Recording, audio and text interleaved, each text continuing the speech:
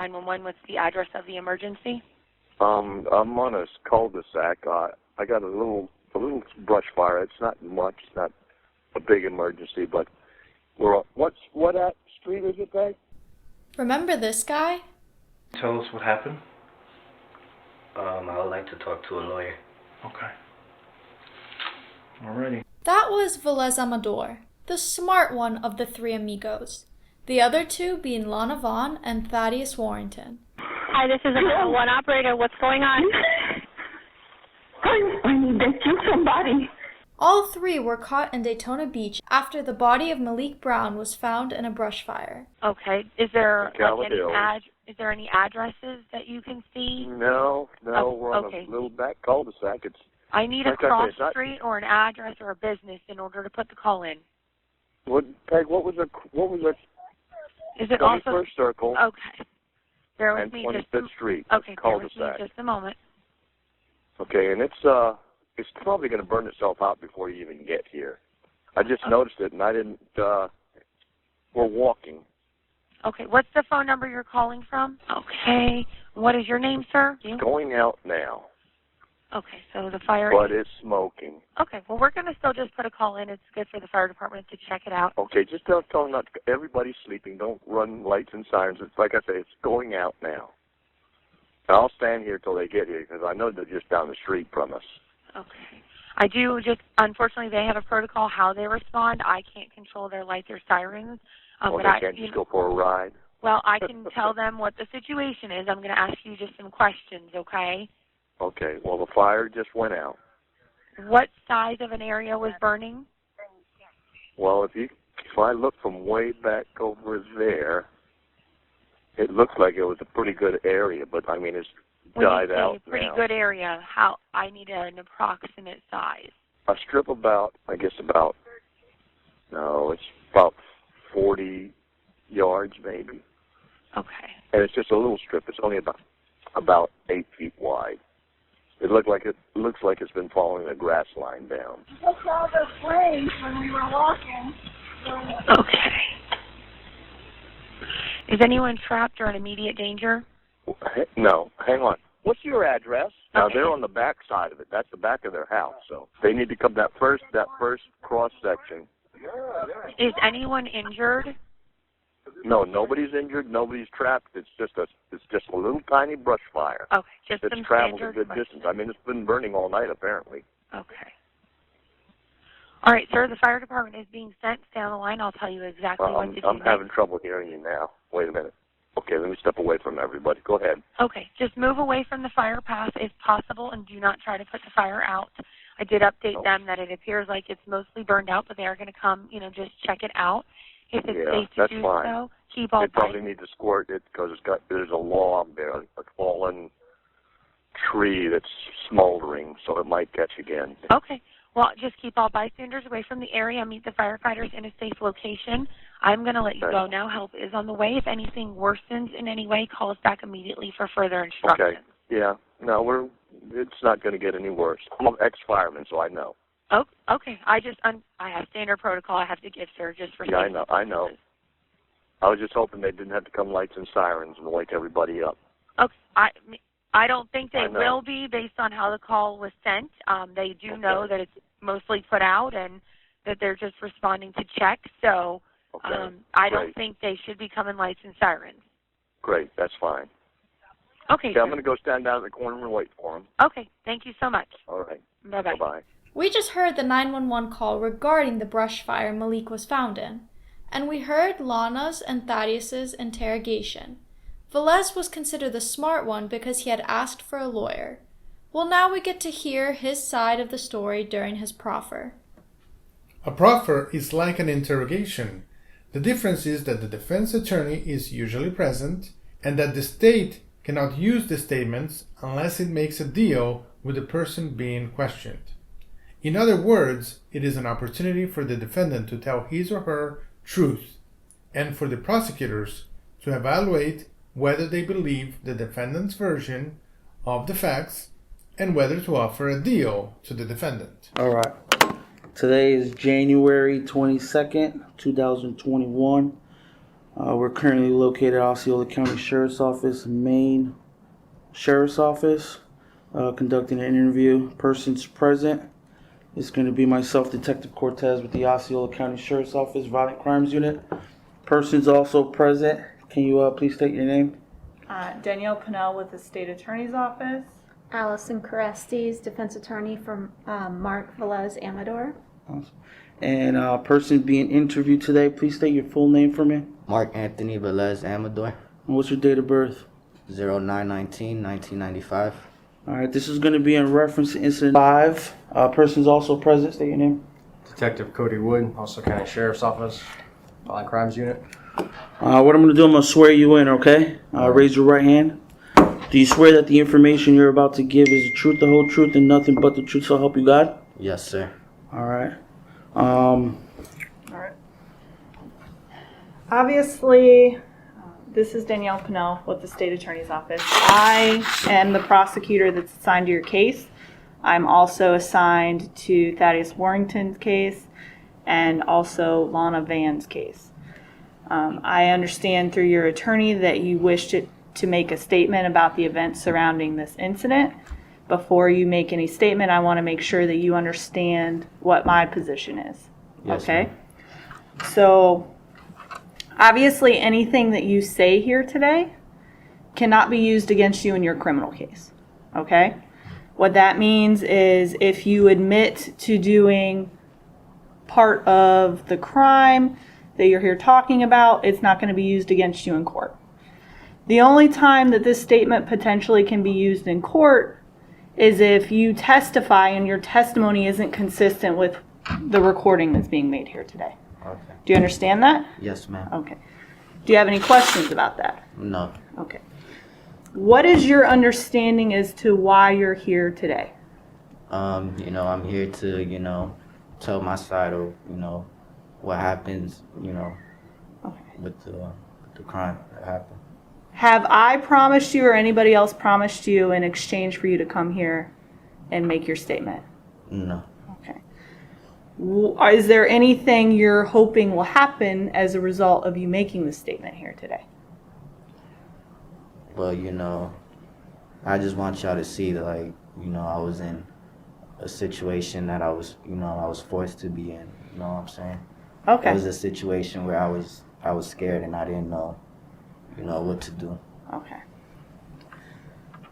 Do you need any time to speak with Ms. Carestes before making your statement? No, I just want to tell y'all the truth and nothing but the truth.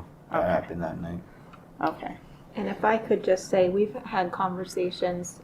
He knows that if you decided to use him as a witness, he may have to testify in a deposition or trial for Thaddeus. We didn't talk about Lana Van as much, but and he is willing to do that, and he's hoping that you take that into account when determining what his sentence should be. Okay. I also want you to know, speaking of that this recording, this copy of what we're talking about here today is going to have to be provided to each of the co-defendants' attorneys. So I want to make sure that you're aware of that as well. Yes, I understand. Okay. All right, just to state the time, it's 1:42 p.m. Mr. Velez, obviously I had a chance to talk to you during the time of the incident. Do you remember me? Yeah, I think so. Okay, I believe myself and another detective conducted the initial interview. Okay. So I want you to start from the beginning, and just to remember, right, I know they mentioned it and you're fully aware of, you're under oath to tell the truth, okay? And I hope that we will get the truth. I think we've done a thorough investigation, but I want to give the floor to you and allow you to explain from the beginning, all the way to the beginning, to all the way to the end, okay? Yeah. Try not to miss some spots.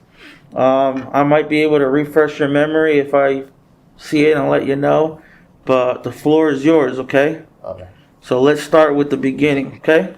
Alright. Go ahead. Do you want me to start how I met them or just from where? Go ahead and Absolutely. explain how you know Mr. Warrington, Miss Van, and Malik Brown. All right, well, I met Thaddeus, I worked with Thaddeus at a car wash. And, that's how I met him, and we started to become friends. And, How long ago was that? I say like a year and a half ago. And from there, we became friends, because we used to work with each other. And then, after that, we worked at another job with each other. And we just became close because we were, we always worked with each other. And then I brought Thaddeus to my house because apparently he was telling me that he was a foster kid or whatever, and that, he hated living where he lived. So I gave him an opportunity, and I brought him to my house, so he can rent a room at my house. So, he can, what I'm saying? What's the address to that property that you call home? And how long after meeting Thaddeus did you invite him to come live at your home? I say like a year after, like being friends with him, I brought him over. And then basically how I met Malik Brown was where we worked at. Malik Brown would come, to my job, and, we'll have conversations, and I befriended him as well. Where is this job?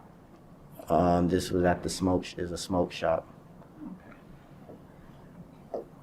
And I befriended, Malik because he used to come in and, buy his cigarettes and stuff like that.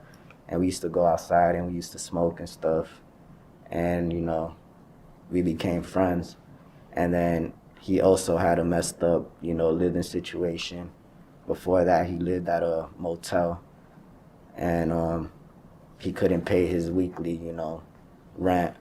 So, like, one of the conversations I had, he remembered that I told him that my dad rented rooms at my house. So he came over to my house one day, and he told me that he got thrown out the motel. So I helped him out, and I brought him to my house. Did he come to your house? Did he already know where you lived? He already knew where I lived. And he came to my house, asking, if he can rent a room at my house. And the thing is, I should have listened to my dad because my dad said it was a lot of people. But, How many people? It was me, my grandma, my dad, and then Thaddeus was already over there. And it was Darius, some other guy that rented the room there as well. So Malik makes 6 people living in that house? Yeah, I think, yeah. Or 7, 6%. Mom, dad, your grandma? My mom, not my mom, my your dad, my grandma, me, Darius, Thaddeus, and then it was him. So yeah, 6.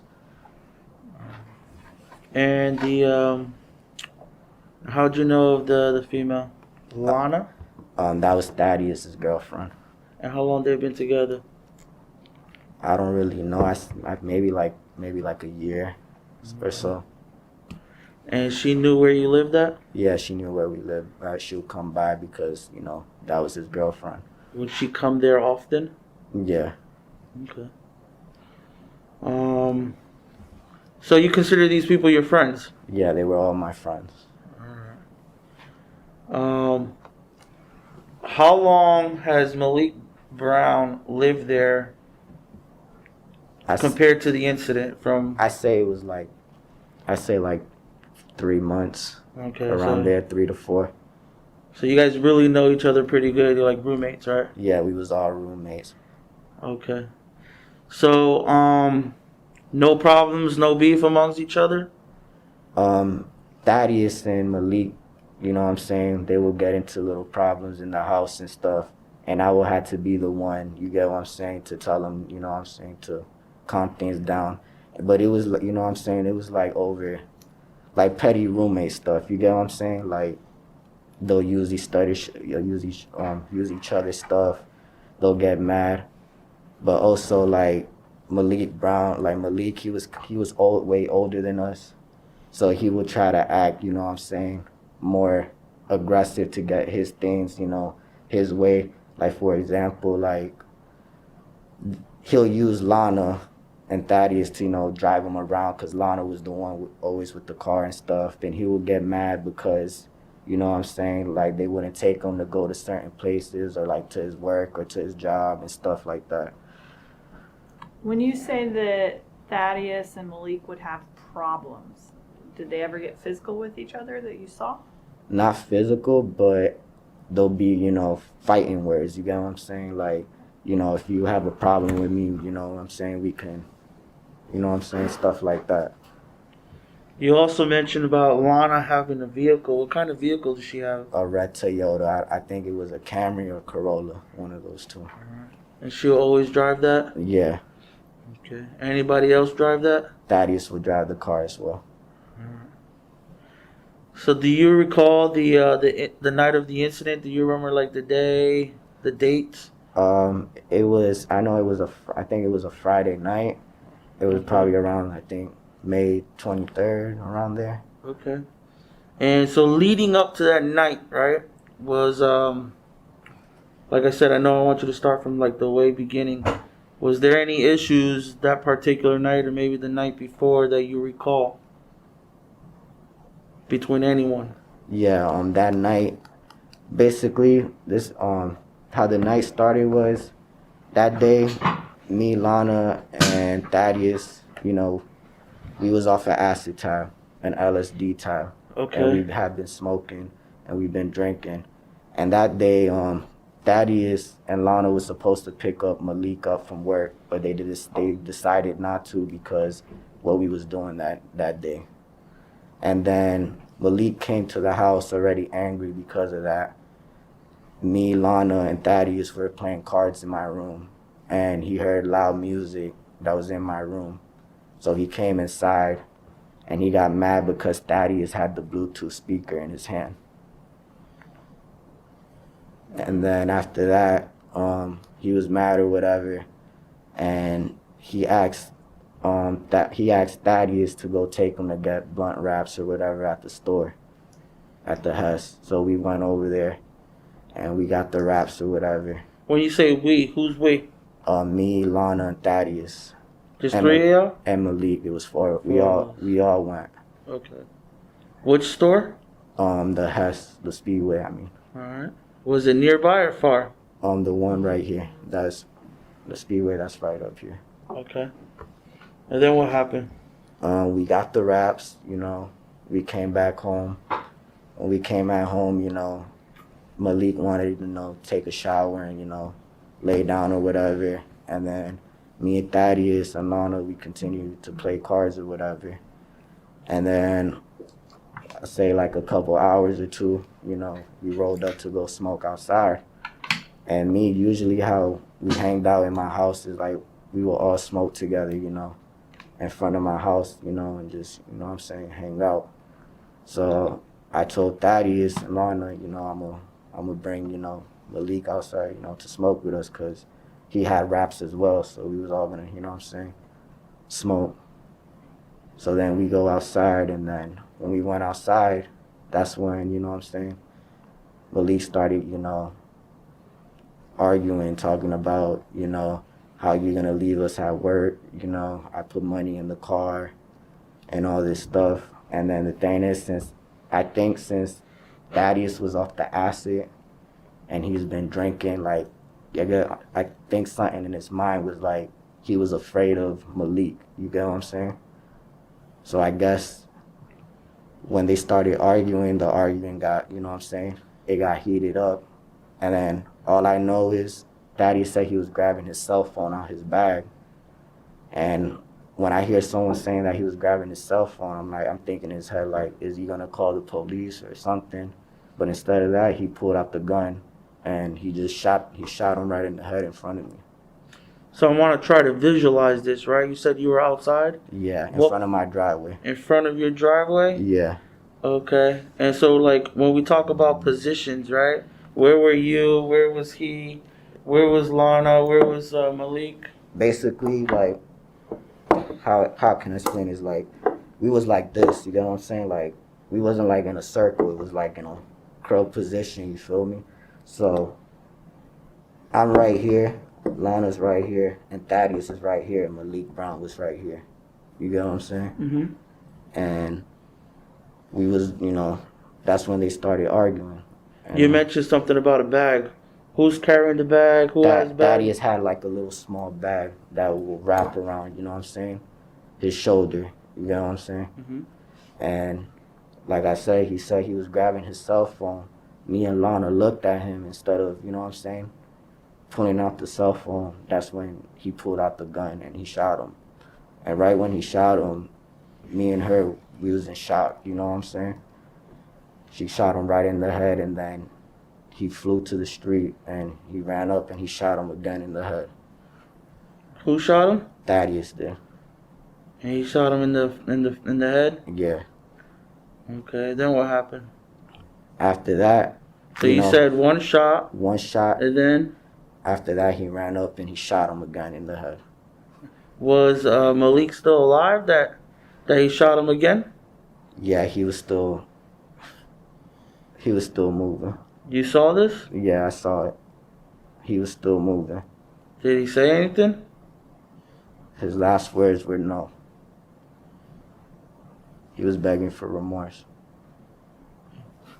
And you're telling me that Thaddeus went up to him. He didn't say a word. He didn't say a word. He just went up and he shot him again. And when he did that, you know, I never seen, you know, somebody that got shot in front of me. You know what I'm saying? I was in a shock mood. You get what I'm saying? I didn't know what the fuck to do. You get what I'm saying? Especially it happened in front of my house. You get what I'm saying? And when he shot him, you know what I'm saying, I stood there in shock crying with Lana saying, why did you do that? You know, y'all were just simply, you know what I'm saying, talking, you know what I'm saying? But that's when he ran up. He did everything so crazy. Like, he just shot him. He still had the gun in his hand and started, you know, lifting up his body. And then he started yelling at Lana to get into the car and pop the trunk. And I was still stood outside the car, still crying, like in shock. So he started dragging the body to the trunk. And when he started dragging the body towards the trunk, he tried to put the body in the trunk by himself. But he couldn't because of I guess he weighed too much.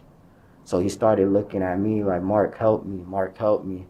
But me, I was scared, I was disgusted, I didn't want to touch the body, so I kept saying no. So since he tried to put the body in the trunk by himself, he got frustrated at me. And he told me if I didn't hurry up and help him, that he was gonna shoot me too. And that's when I lifted up the body and I helped him put it in the trunk, and I got in that car. What part of the car you get into? I get on the left side, the back left side of the car. Behind the driver? Behind the driver. Then what happened? After that, when I got in the car, I'm thinking he's gonna go in the car or whatever. That's, you know what I'm saying? That's why I went into the back. But then he starts telling Lana to go to the spot.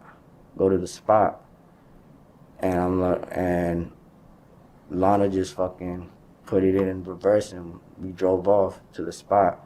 But the thing is, I didn't know what to do because my mental capability was messed up after you know what I'm saying? After he pointed the gun at me and he forced me to do what I did. And then having the body in the trunk, I was scared because I started hearing the police and everything. What was going on when you got the gun pointed at you? He was trying to put the body in the trunk. You get what I'm saying? Did he have Malik in his hands? Yeah, he had Malik in his... Basically, he had him in a position where, you know how you have your arms over your shoulders? So he had the gun still, but still, you know what I'm saying? In his hands with his body still, you know what I'm saying? Like that. So he got frustrated because I kept telling him no, because I didn't want to touch the body or nothing. Since I kept telling him no, he was frustrated at me. You know what I'm saying? And that's when he threatened me that he was gonna shoot me too. Right, but all right. So let's just be real quick, okay? Yeah. Because the body was heavy, right? Yeah, the body was heavy. Okay, so how many hands did you use to lift up the body? I used 2 hands. How many hands did Thaddeus use to lift up the body? 1. You sure? Not 1, but he used basically, because he had the gun like that over his shoulder. I don't know what happened. Maybe he put the gun back in his pants or something, but he had the gun in his hands when, you know what I'm saying, when he tried to throw the body in the trunk. Okay, so I'm gonna ask you one more time, right? Did he use two hands to put the body? Yeah, he did. Okay. So you guys put the body in the trunk together. Whether he put the gun in his pocket or what? Yeah. Did you see him put it in the pocket? Yeah, but... Okay. Then you got in the car. Yeah. You drove off. You said something about the spot. Where's that at? It was like 3 minutes from my house, 5 minutes from my house. It was like, I think it's called Fortune Road. Mm-hmm. It was like a spot where it's a long road. I don't remember the street name. Okay. But this is just you and who else? And me and Lana in the car. That's it? Yeah. Okay. Did she park the car at the spot? Yeah, she parked the car at the spot. And what? Go ahead from there. She kept asking me, what should we do? What should we do? But me, you know, I didn't know what the hell to do because, you know, after having a body in the trunk and hearing the police, I was scared. Mm-hmm. You know what I'm saying? And then we stood at the spot just, you know, crying because we didn't know what to do. Did you have a cell phone at that time? Yes, I did have a cell phone. Was it your cell phone? Yes, it was my cell phone. Okay. Did you use it in any way? No. You didn't text, make phone calls, nothing? No. But you had that opportunity? Yeah, I did, but like I said, I was scared. You know? What about Lana? Yeah, she had her cell phone too. Did she make any phone calls? No. But she had that opportunity, like the phones were actually working? Yeah. Mine was low battery. But it was on? It was on. Okay. So once you waited, about how many minutes of waiting would you say you waited for? It was like, I think like 20 minutes. You waited 20 minutes? So you were by yourself with Lana for 20 whole minutes, waiting at the spot? Yes. Then what happened? All I know, I see Thaddeous coming, running. You know what I'm saying? And once Thaddeous got in the car, you know what I'm saying, I was cautious, you know what I'm saying? Because after what I witnessed him do, you get what I'm saying? If he did that to Malik, he could have done that to me or to Lana. You get what I'm saying? So as soon as he got into the car, my first question was, did he have the weapon in his hand? But he wouldn't answer that question. He kept crying, saying that he just wanted to get along with Malik, and he didn't know what to do. You know, he didn't know what to do. That he was gonna handle everything. When you saw him come to the car or come back to the vehicle after you waited 20 minutes, right? Did he come back with anything? He can't. All I remember is that he didn't have no shirt on. Okay. Did you see any book bags, hats, other clothing? I don't know, other stuff. Cell phones.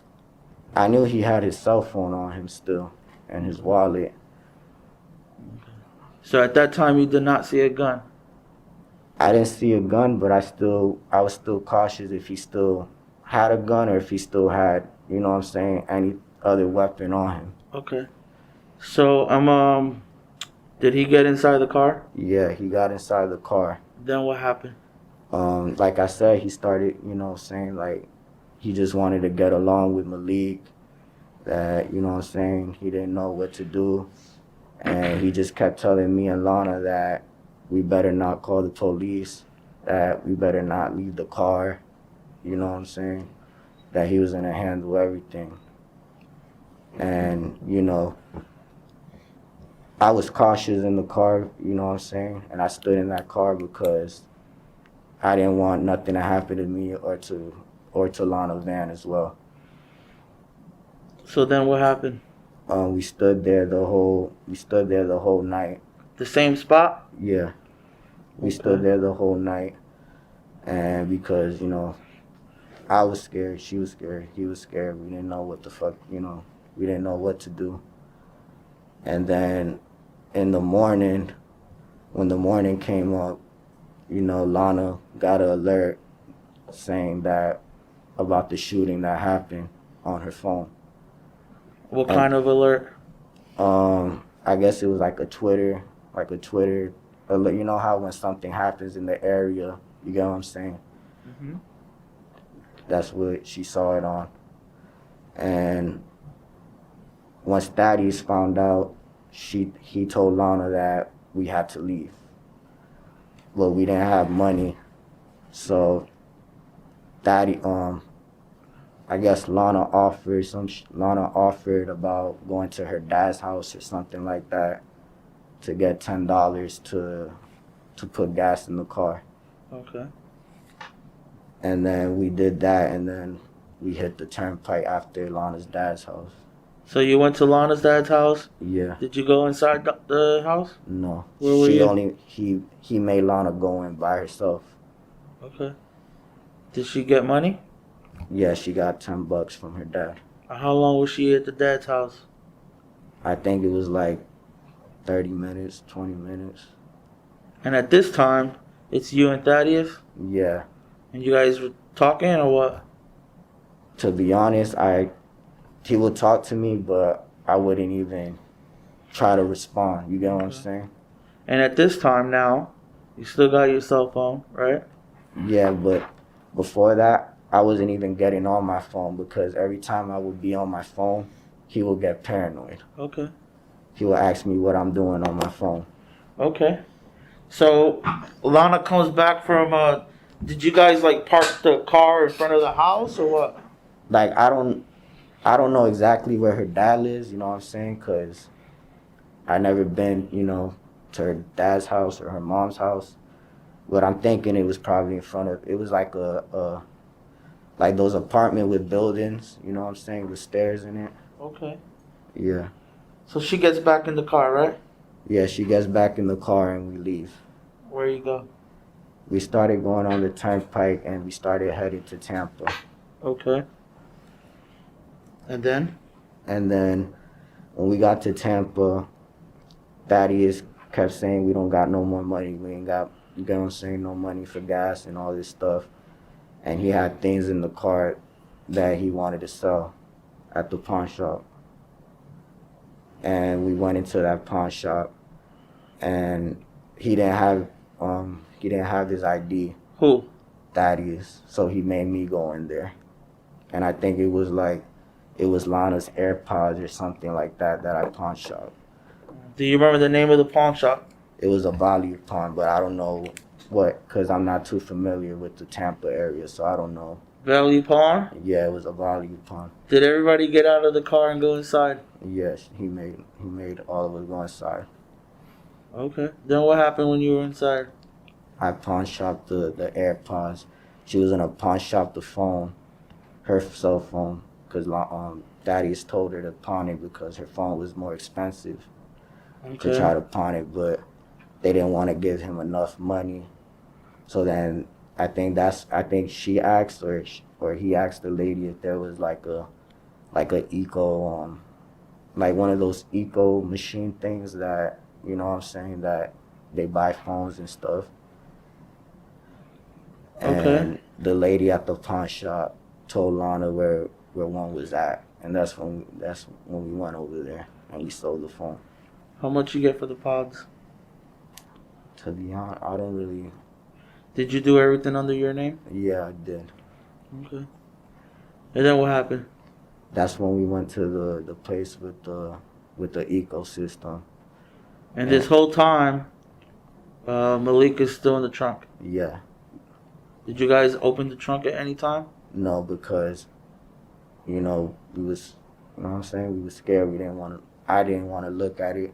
And the whole time when I was in the car too, I was telling him that I didn't want no part of touching that body. I was disgusted, you know what I'm saying? All right, so after the value pawn, you pawn the AirPods, you get some money, then what? We got some money and then we started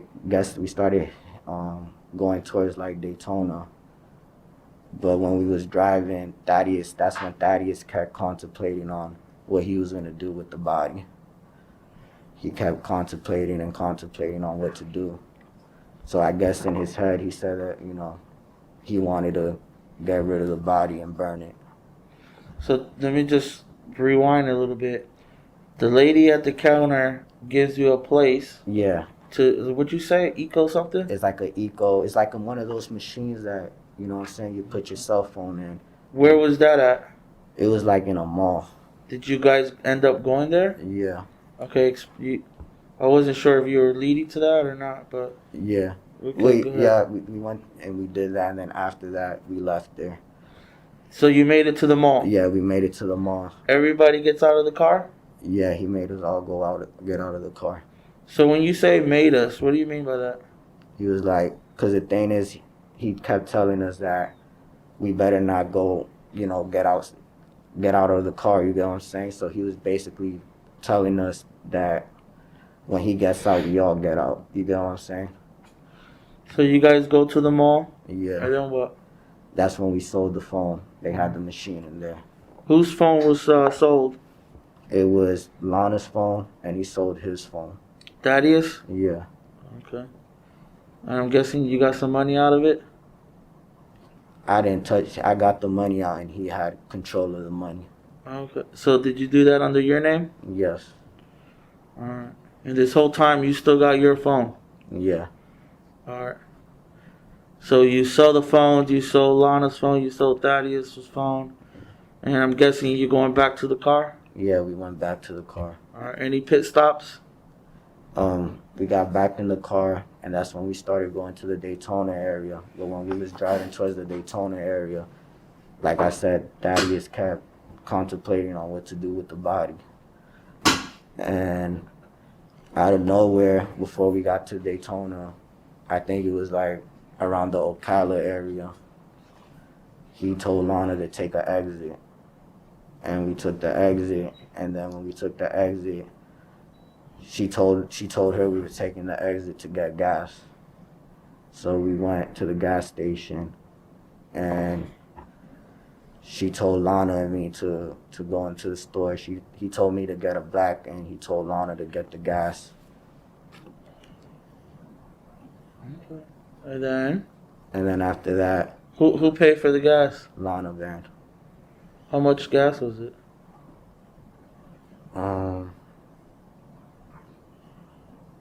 I think it was like,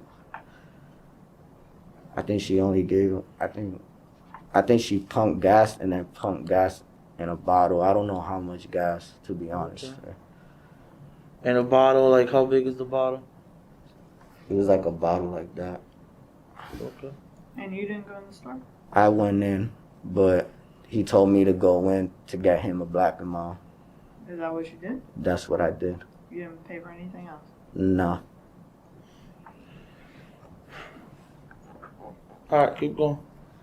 Then after we got the gas, we started driving around the area. Thaddeus made Lana started to drive around the area. And I guess it was for him to look for a spot to do what he was going to do. And we found this spot. And when we found the stop, he told her to stop. And when he stopped the car, he came outside the car. He popped the trunk, and he tried to take the body out by himself. But like I said, he couldn't. And like I was saying before that, I kept telling him I didn't want to touch the body, that I didn't want to touch the body.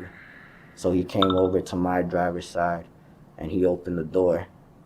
And he was like, are you gonna help me or what? And I said, no, I already told you I don't want to be involved or touch that body.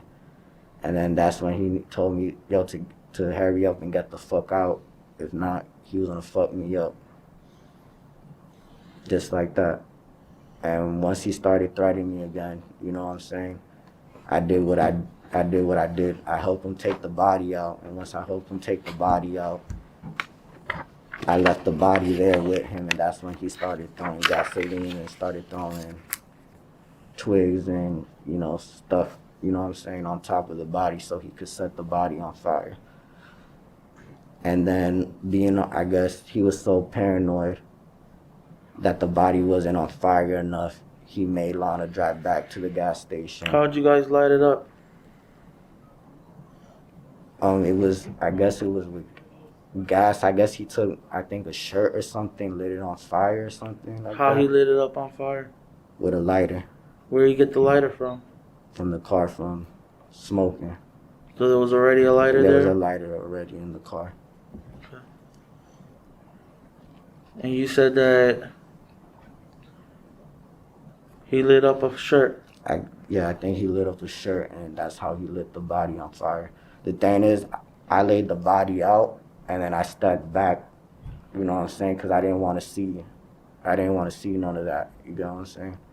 Where did the shirt come from? It was from the car. I think there was an extra shirt in the car. So. How did you pick that? How was that spot picked? We didn't know about the area. We was just driving around, you know what I'm saying? Describe the spot to me. Basically, it was like in this neighborhood with like big houses and stuff. And then like all the way at the end of the neighborhood, it was like a cul-de-sac with no houses around. Was it dark? Was it light? It was dark. It was nighttime. So, you guys lit the body up? Yeah. Then what happened? And then, like I said, he was paranoid that the body wasn't on fire enough, and he told Lana to go back inside, back to that gas station that was nearby, to grab the gasoline. And he went inside and grabbed the gasoline, and went back and threw more gasoline on it. Who got the gas this time? Thaddeous did. He paid for it? Yeah. Anything else? That's it. Okay. Did you get out of the car the second time? No. And you guys go back? Yeah, we go back, and he gets outside the car to throw more gasoline on it. Did you get out of the car that time? No. You sure? I'm sure he went out and he threw the gas on it and came back in the car. Was it already on fire when you guys came back? It was already on fire. So you just put more gas? Yeah. Then what? Who's driving this whole time? Lana had been driving the whole time. Since the beginning? Since the beginning. And then what? And then after that, we drove off, and that's when we started going to the Daytona area. How long did you sit there before you drove off? It was quick because he wanted everything to be done, you know what I'm saying, quick. So after he did that, he just got in the car and told Lana to drive off. Okay. And then that's when we started going to the Daytona area. And we got to like the beach area, and there was a hotel there. Mm-hmm. And he told her to park the car there. Now, is this all the same day into the same night? Yeah. Did you sleep at all? No, because, you know, I felt really paranoid around Thaddeous because, you know what I'm saying, I didn't want to fall asleep or anything and he might do something to me. Because the thing is like, I just witnessed what he did, you feel me? Mm-hmm. And at the same time, you know, as I want to say too, like, at that time when he did, you know, when he took Malik's life, I didn't run. I didn't call the police because, you know, I felt like if I would have ran, he probably would have shot me because I witnessed what he did. And I didn't want to run into my house because my dad and my grandma was there. And for instance, if I would have ran into my house, you know what I'm saying, he probably would have followed me with, you know what I'm saying, with the gun. So when you get to this hotel in Daytona, what happens at the hotel? We was just there. We was just parked there. How long did you stay parked there? Till the sunrise. Okay. Was it a long time? I think we got there like around like 2 a.m., okay. 1 a.m. So we stood there the whole hours. Night. Yeah, for a couple hours. Did anybody go to sleep? Lana did. Anybody else? Thaddeous would like fall asleep, but he would, you know what I'm saying, he would get back up. And you were just sitting there? I'm in the back just paranoid. I didn't know, you know what I'm saying, so what to do. This whole time, you had an opportunity to charge up your phone. Yeah, they had a charger in the car. I know. So, I'm going to go back, but I want you to finish your statement. From the parking lot, you guys go to sleep, you wake up? Yeah. And this is I didn't go to sleep. You know what I'm saying? Lana wakes up. And this is just to make sure you're saying it's at a parking lot of a hotel. Of a hotel, yes. In Daytona. In Daytona Beach, in front of it. Okay. So I guess everybody is up. Yeah. You guys leave?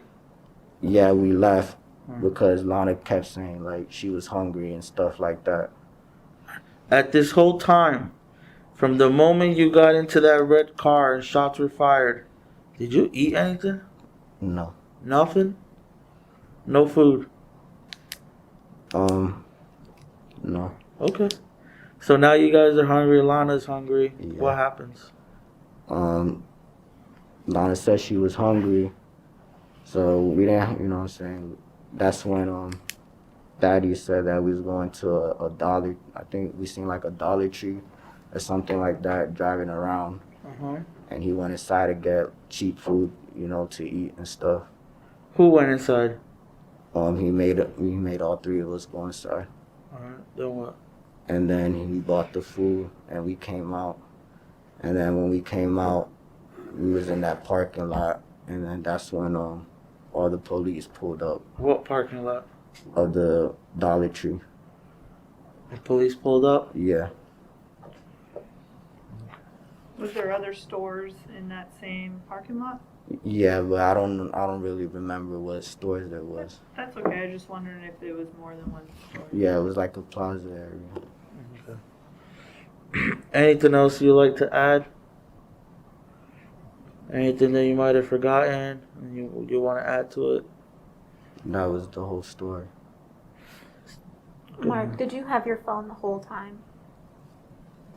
He had my phone. He'll ask me for my phone, and he'll grab my phone and take it. And he gave it back?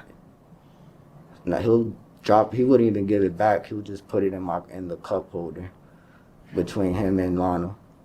In which you were able to grab it if necessary. Yeah. And when the cops got you that same day, did you have your phone on your possession? It wasn't in my possession. Where was it? It was on the floor. Right next to you? Yeah. Okay. So a couple things, and truth be told, I'm not trying to get you, but I want to make sure you're reminded, right? Yeah. So I'm kind of confused because you're saying Thaddeous this, Thaddeous that. Thaddeous, I guess I want you to know that we talk to everybody, right? Yeah.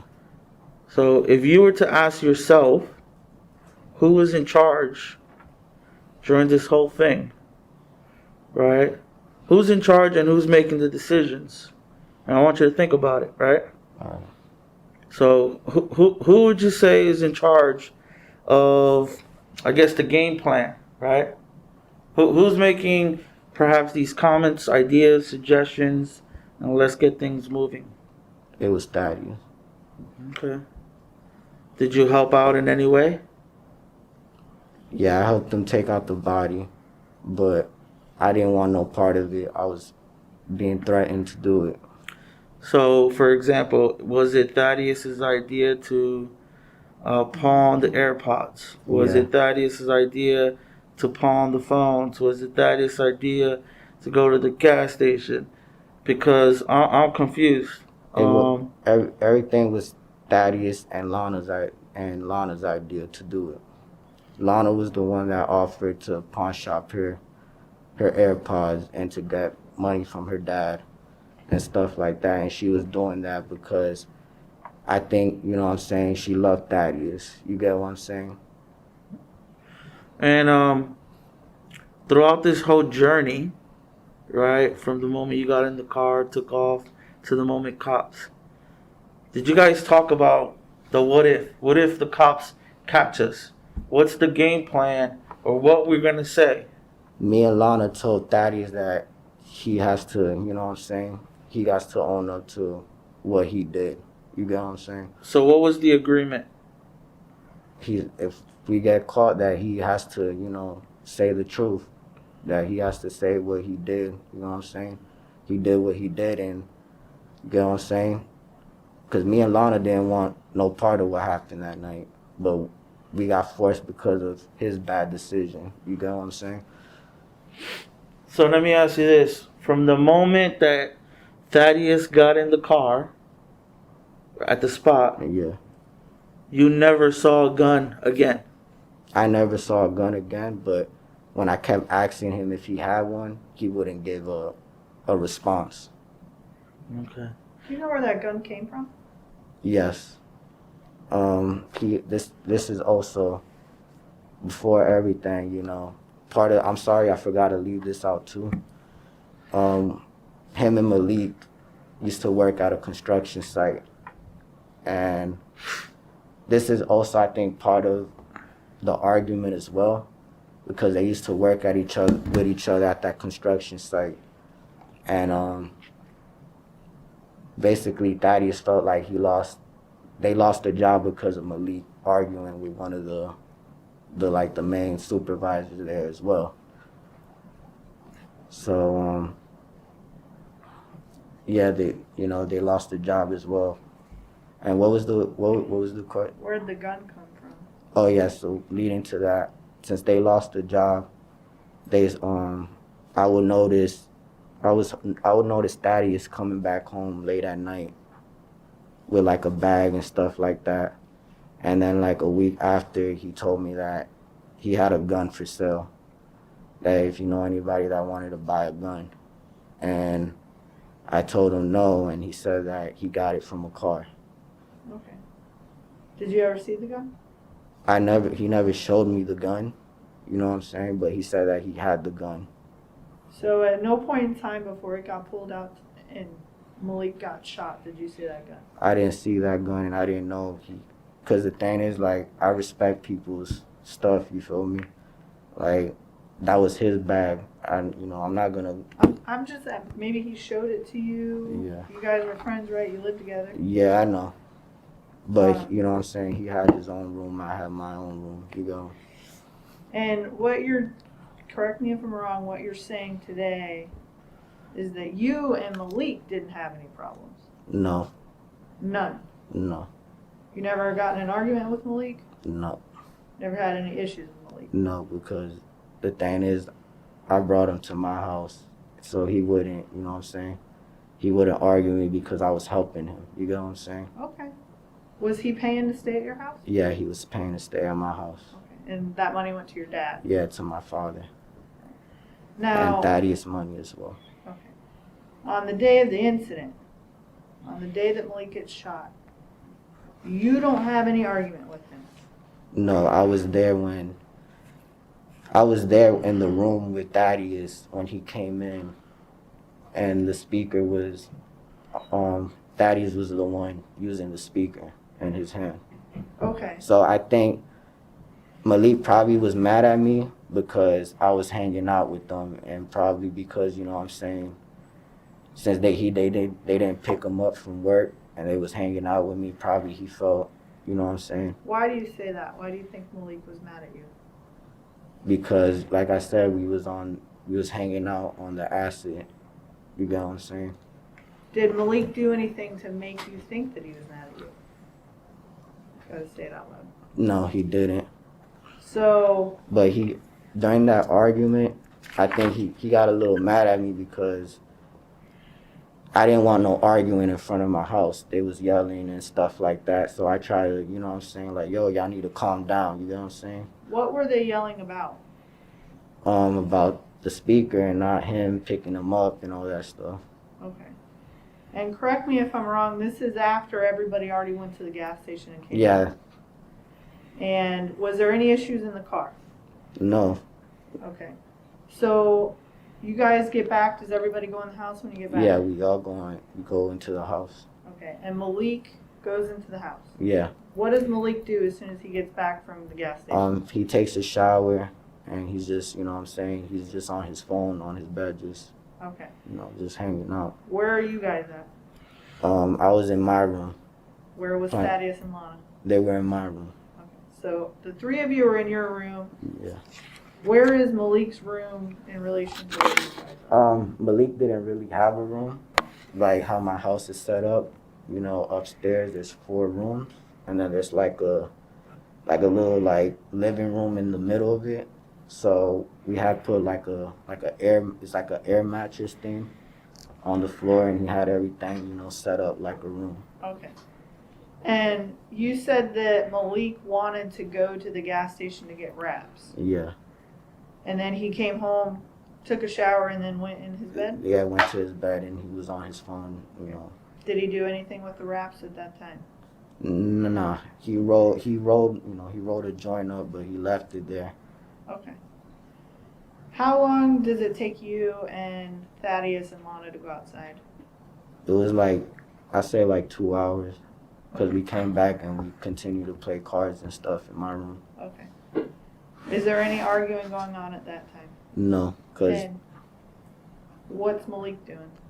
he was, like I said, he was still, because he came back from work, so he was just on his bed, on his phone, doing whatever. Was he awake when you guys went downstairs? Yeah, he was awake, and since I seen him awake, you know what I'm saying, that's why I suggested, you know, if he wanted to come out, and you know what I'm saying. Okay, I thought that you were outside and then went back inside to get Malik. Yeah, I was outside.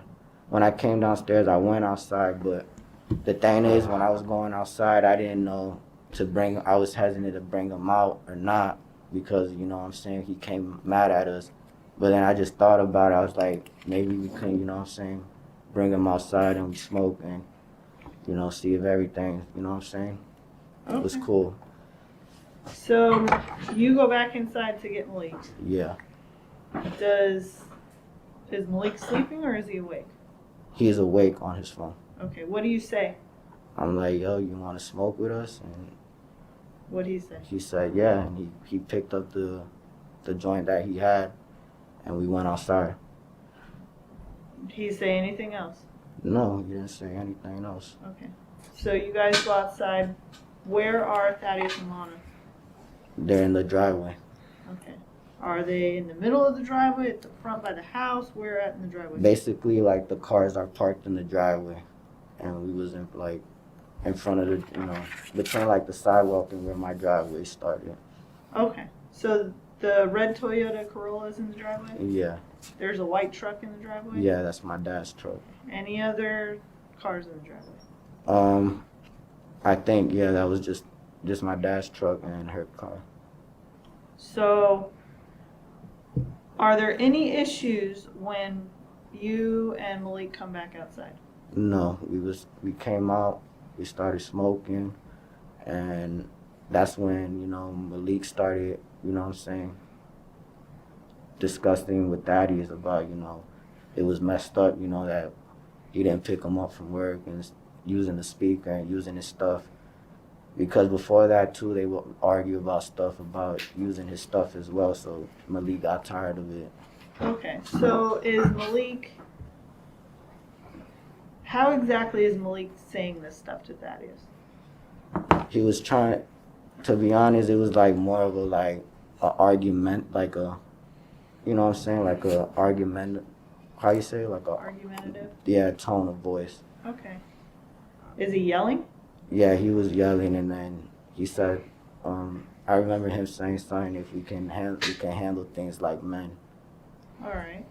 So how far away is Malik from Thaddeus? Thaddeus standing right, like I said, we're all standing like that. So Thaddeus was right here, Malik was right here, Lana was right here, and I was right. Were they arm's length? Like arm's length, yeah, or were they further? It was like arm lengths. Okay. And the only person that Malik is having an issue with or yelling at is Thaddeus? Yeah. But then I came in, you know, since I started, I ain't gonna lie to you, I wasn't talking calm, but I was like, yo, you need to, you know what I'm saying? You need to stop this shit in front of my house. So when I started talking like that, then, you get what I'm saying? That's when Did you stay where you were, or did you approach Malik and Thaddeus? I stood in the same spot. Okay. Because I didn't want to get in between them in case, you know what I'm saying? Okay. Something had happened. So, does Thaddeus ever say anything? No. I mean, he was, you know what I'm saying? Yelling at him, you know what I'm saying? Okay, so they're yelling at each other, and then you yell at them to stop. Yeah. What happens after that? All I remember was Malik saying, they can handle things like men. And then out of nowhere, Thaddeus said, like I said, he said he was gonna grab his cell phone out his bag. Instead of grabbing the cell phone, that's when he pulled out the gun. Did Malik ever move from where he was? No, he was like in the same spot. But he kept moving his arms, like, you know what I'm saying? Like he was talking, or was he moving his arms and stuff? Like, you know how you argue and you're like moving your hands and stuff? Did he ever make a fist? No, but he kept telling them they can handle things like men. Okay. Did you ever feel that Malik was saying any of that towards you? You have to answer out loud. No. Okay. So at no point in time did you think Malik was going to physically hurt you? Like, if they would have fought probably and I would have got, between it maybe, but I don't think he would have hurt me at all because he was my friend. Okay. Now,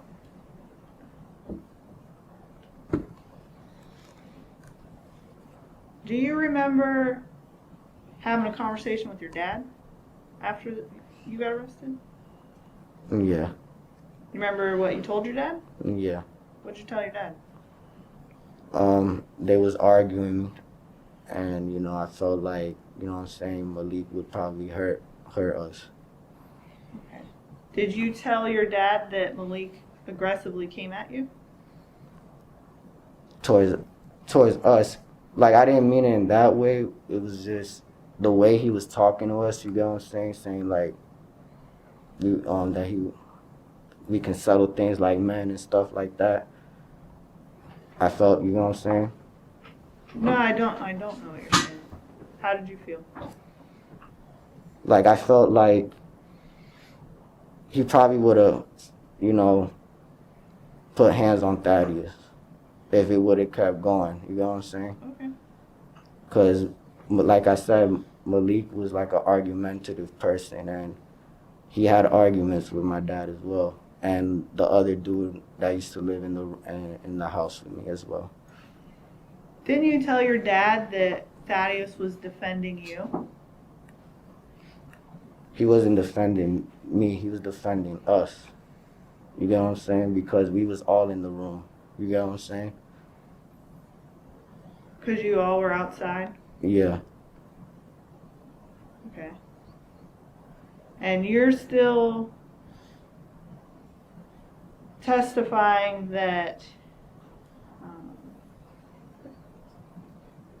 Thaddeus made you help him? Yes. Okay. And you never tried to get out of the car after you and Lana left? No, I never tried. You never tried to walk away? No, because like I said, I was in shock and I was scared. And when we was at the spot, Thaddeus wasn't even in the car. You know what I'm saying? And I felt like as well, you know what I'm saying? I understand you're scared. You just saw somebody get shot. And you're telling me that you got threatened, but you're in the car for 20 minutes without the person that threatened you, and you don't leave. The thing is like, I felt like, all right, I'm hearing police, you know what I'm saying? And if I would have called the police and it's just me and Lana in the car with a dead body, you know what I'm saying, I would think the police think that I had done, you know what I'm saying? That I had done everything, you know what I'm saying? That's why I was scared, you know what I'm saying? I don't understand how that makes you too scared to get out of the car. My mental capability was messed up after what I had witnessed, you know what I'm saying? All right. Do you have anything for you? Just real quick. So there was you had several moments where you were by yourself, right? So the first one was the 20 minutes that you was just you and Lana, right? Then you leave, you stay over there, you have your phone with you pretty much 98% of the time. Yeah.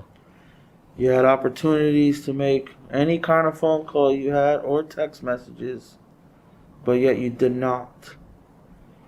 You also had chances at the mall where there was a lot of people around to disappear, pretty much, because nothing happens in the mall, right? You had a lot of witnesses. You had opportunity at the Value Pawn, yet you failed to do so. You also had an opportunity at the gas station. You failed to do so. You even had opportunity to charge your phone to make sure you had enough battery, yet you failed to do anything about it. You get to go to the gas station again.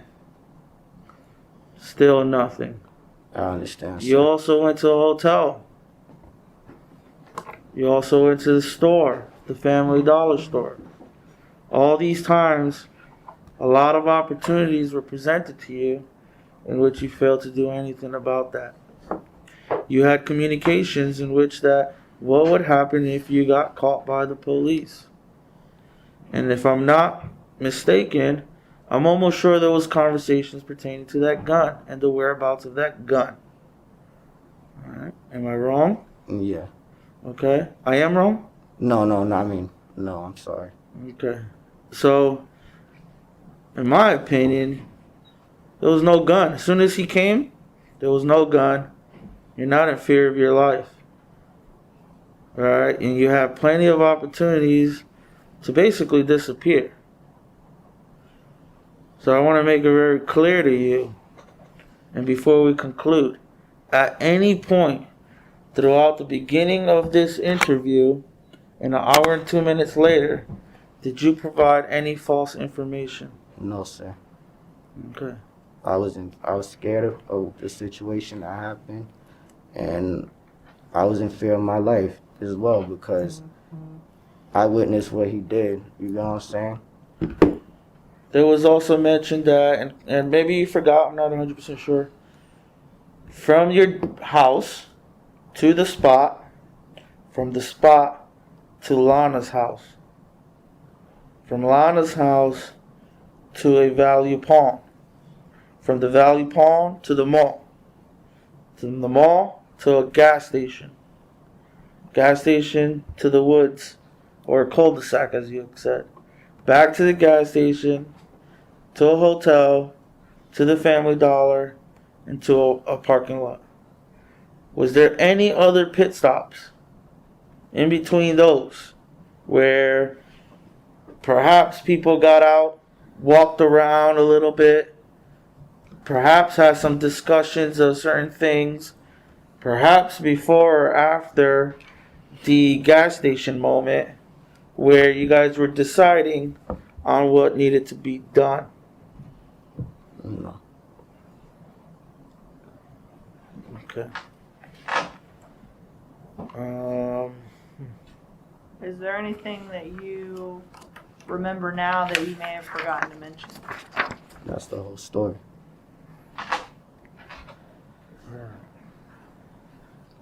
Are you good? I don't have any other stuff. Do you have any questions for me? No. All I like to say that's what I said, everything on recording is the truth and nothing but the truth. This whole time, what was Lana doing? What was she saying? She was crying. The same time she kept trying to calm Thaddeous down. You know what I'm saying? Mark, I think you told me when we talked before about a conversation you and Lana had. Oh yeah. When I was in the car as well, I even told her when we was at the spot as well, you think Thaddeus would have shot me. And she told me, I don't know as well. And that's when I was at the spot, when I was with her, those 20 minutes as well. I do have a question for you. Why did you guys go from Central Florida all the way over near Tampa up to Ocala over to, where were you guys going? We was just driving on the turnpike. We didn't know what to do or where to go, like I said. Were you trying to get out of the state? No. He's basically, his plan was that when we was going to stay at that Daytona area for a couple of weeks until everything settled down and come back. Did you think that people were looking for you guys or the car? Yeah, because like I said, the Twitter thing that popped up in Lana's phone.